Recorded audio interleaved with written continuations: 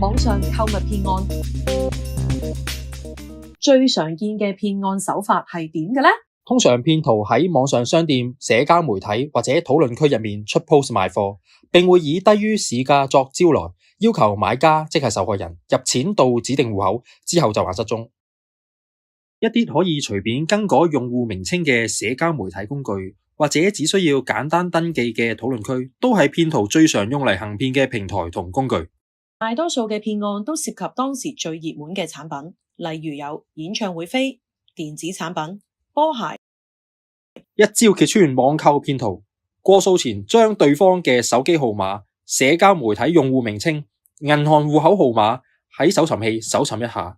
如果用 Google Search 嘅話，最好加埋雙引號，有負評嘅就要打醒12分精神。再醒你防騙三式：一、幫襯信譽同口碑良好嘅網上商店或賣家，購物前查閱對方過往嘅信譽評級同交易評價。